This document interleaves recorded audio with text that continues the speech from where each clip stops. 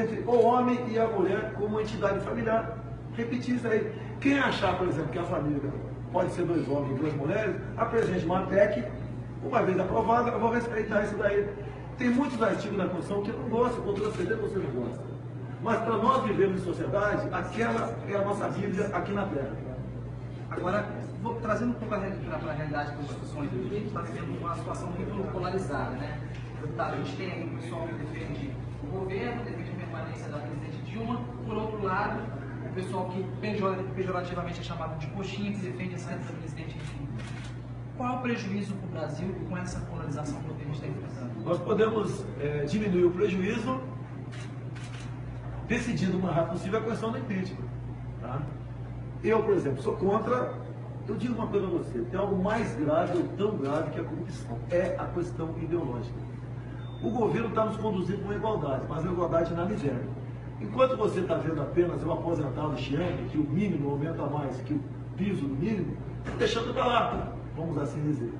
Mas quando você aumenta a carga tributária, como o governo fez também, está tornando, está rebaixando quem está em cima também. A tendência é todos iguais. Interessa eu trabalhar, estudar, ser um bom empreendedor, ganhar mais dinheiro, etc. A partir do momento que eu vou morar numa casa um pouco melhor, o IPTU, por exemplo, é 10 vezes maior do que o outro do outro lado. Então pensa, vai acabar ganhando a mesma coisa que o outro. Então o governo nos conduz para uma igualdade. Essa igualdade que existe em países comunistas. É isso que nós devemos combater. Quando eu falo, por exemplo, que defendo a meritocracia, tem gente que me chama de racista. Racista, não sou contra afrodescendente ou contra pobre. Tem certas coisas que quem tem competência tem que chegar lá. Ou então agora, o avião decolou. Entre nós decidimos, vamos tirar o piloto e o copiloto daí e vamos nós dois para a cabine. O que vai acontecer? Então nós temos que combater o politicamente correto. Isso não está dando certo.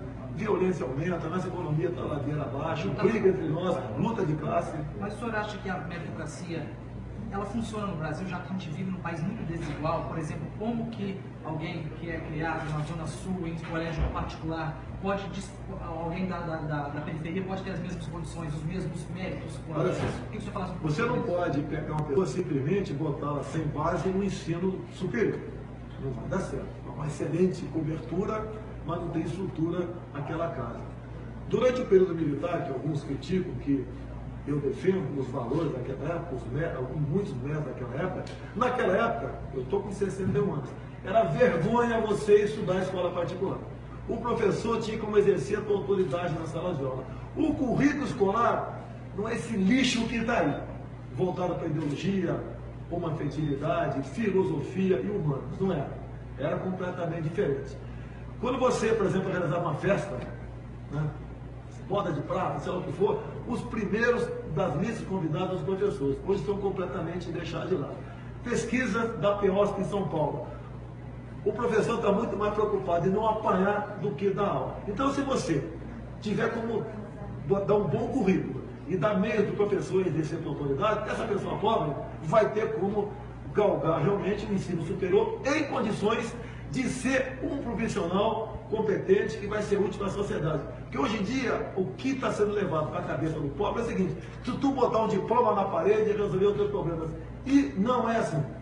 Deputado, o senhor falou anteriormente da questão da sua frente contra a corrupção. Não só o senhor, mas como a maioria da população brasileira.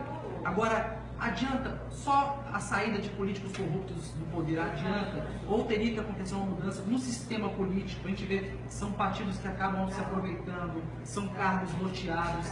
Precisa mudar também o sistema, né? O mercado continua. Quando eu falo de uma candidatura minha, numa possível, né? Parece que eu sou meio parecido em algumas ideias.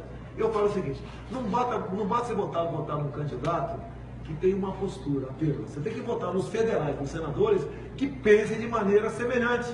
Caso contrário, continua um balcão de negócio. Agora que eu entendo também, quem porventura assumir em 2019 vai encontrar um país tão quebrado economicamente, se você chegar no partido X, nessa prática atual, e oferecer tal ministério, por exemplo, Ministério do Transporte, o cara fala: não quero, que o Ministério do Transporte não tem no orçamento recursos para comprar sequer 1 metro cúbico de asfalto.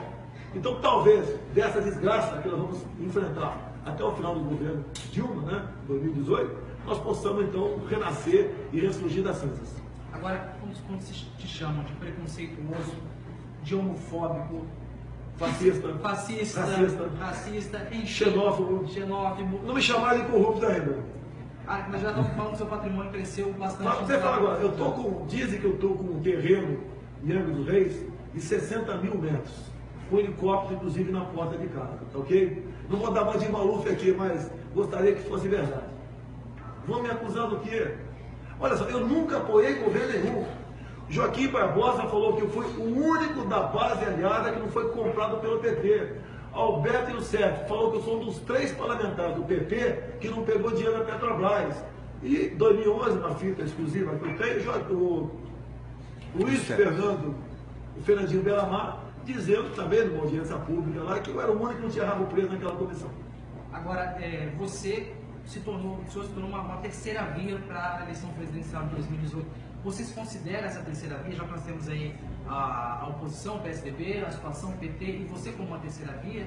Não troque 6 por 62, né? Nem 13 por 45, agora é 20, já que você pediu isso daí, tá ok? Eu sou diferente, você sabe quem eu sou. Eu não vou ser o bonzinho durante a campanha para ganhar teu voto, como o Lula mesmo confessou há poucos meses, que nós tínhamos um discurso em 2014, depois tivemos que mudar o discurso, porque não era aquela realidade. Ele falou isso daí, ninguém inventou isso daí, ok? Não pode ser assim.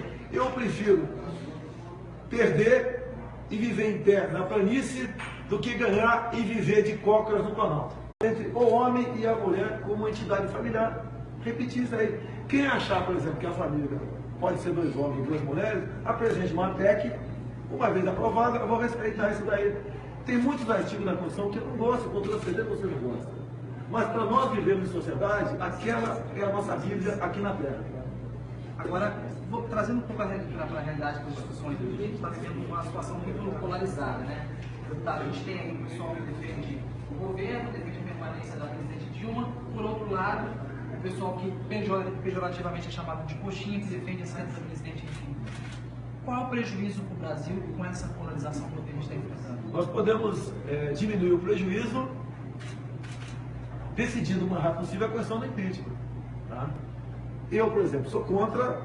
Eu digo uma coisa a você: tem algo mais grave ou tão grave que a corrupção. É a questão ideológica.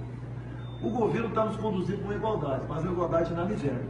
Enquanto você está vendo apenas o aposentado chiando, que o mínimo aumenta mais que o piso do mínimo, deixando para lá, vamos assim dizer. Mas quando você aumenta a carga tributária, como o governo fez também, está rebaixando quem está em cima também. A tendência é todos iguais. Interessa eu trabalhar, estudar, ser um bom empreendedor, ganhar mais dinheiro, etc. A partir do momento que eu vou morar numa casa um pouco melhor, o IPTU, por exemplo, é 10 vezes maior do que o outro do outro lado. Então pensa, vai acabar ganhando a mesma coisa que hoje.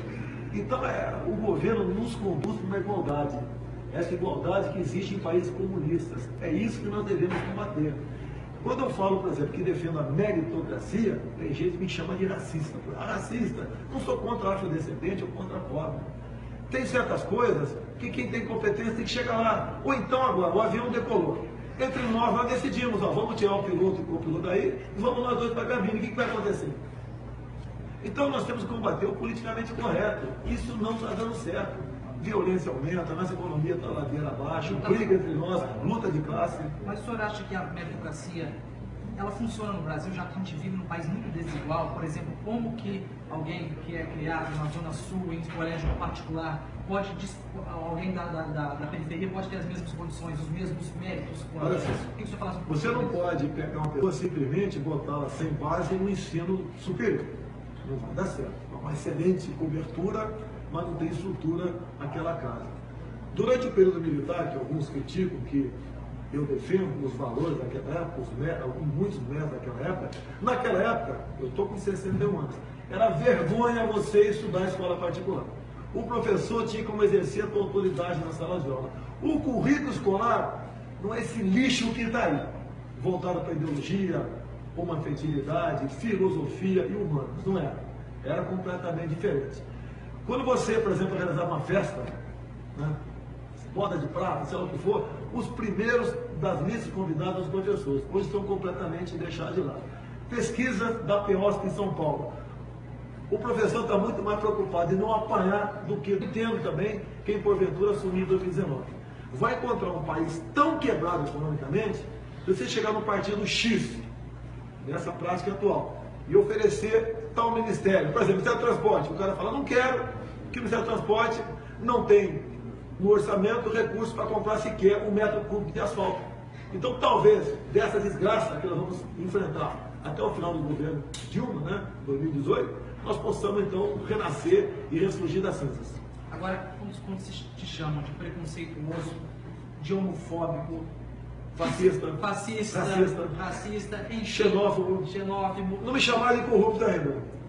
Mas já estamos falando que seu patrimônio cresceu bastante. Você fala agora, dizem que eu estou com um terreno em Angra dos Reis de 60 mil metros, com helicóptero, inclusive, na porta de casa, tá ok? Não vou dar mais de maluco aqui, mas gostaria que fosse verdade. Vão me acusar do quê? Olha só, eu nunca apoiei governo nenhum. Joaquim Barbosa falou que eu fui o único da base na aula. Então, se você tiver como dar um bom currículo e dar meios de professor e exercer a autoridade, essa pessoa pobre vai ter como galgar realmente o ensino superior em condições de ser um profissional competente que vai ser útil para a sociedade. Porque hoje em dia, o que está sendo levado para a cabeça do pobre é o seguinte: se tu botar um diploma na parede e resolver os teus problemas. E não é assim. Deputado, o senhor falou anteriormente da questão da sua frente contra a corrupção. Não só o senhor, mas como a maioria da população brasileira. Agora, adianta só a saída de políticos corruptos do poder? Adianta? Ou teria que acontecer uma mudança no sistema político? A gente vê que são partidos que acabam se aproveitando, são cargos loteados. Precisa mudar também o sistema, né? O mercado continua. Quando eu falo de uma candidatura minha, numa possível, tua, né? Parece que eu sou meio parecido em algumas ideias. Eu falo o seguinte: não basta você votar num candidato que tem uma postura apenas. Você tem que votar nos federais, nos senadores, que pensem de maneira semelhante. Caso contrário, continua um balcão de negócio. Agora, que